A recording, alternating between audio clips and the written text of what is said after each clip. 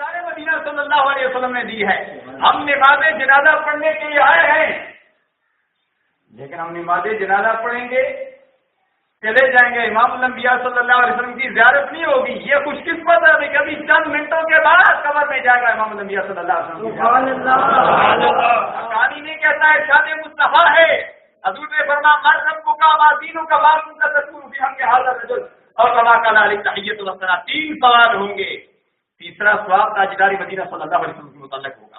ما کنت تقول، جب مضارع پر کانا لگتا ہے تو ماضی استمراری کی معنی دیتا ہے.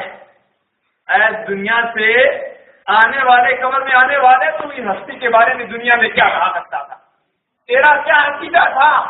امام الانبیاء صلی اللہ علیہ وسلم کا عاشق کے صادق تو وہ کہے گا اسی عظیم ہستی کے لیے تو میں تڑپتا رہا کہ کب میری حکم سے انسی سے پرواز کرے گی. امام الانبیاء صلی اللہ علیہ وسلم کی زیارت ہے. حضرت ہریرہ رضی اللہ تعالیٰ عنہ کی وفات کا وقت جب قریب آتا ہے وہ خوش ہوتے ہیں. کیا فرماتے ہیں ہریرہ تو کیوں خوش ہے، وجہ کیا ہے؟ فرمایا میں کیوں نہ خوش ہوں کہ ابھی میری حکم سے انسی سے پرواز کرنے والی ہے اور چند منٹوں کے بعد تاجدار مدینہ صلی اللہ علیہ وسلم کی زیارت ہونے والی ہے. ان کو کل جب میں نے ان کی عیادت کی تو بڑا خوش تھا.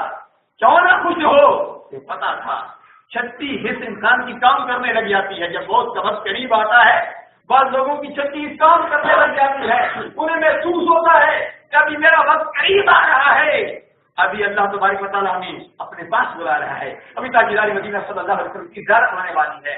الحمدللہ العزیز جو مومن ہوتے ہیں جب مرنے کا وقت آتا ہے تو وہ خوش ہو جاتے ہیں. موت کیا ہے مومن کے لیے؟ تو موت تاجدار مدینہ صلی اللہ علیہ وسلم نے دی ہے. ہم نماز جنازہ پڑھنے کے لیے آئے ہیں،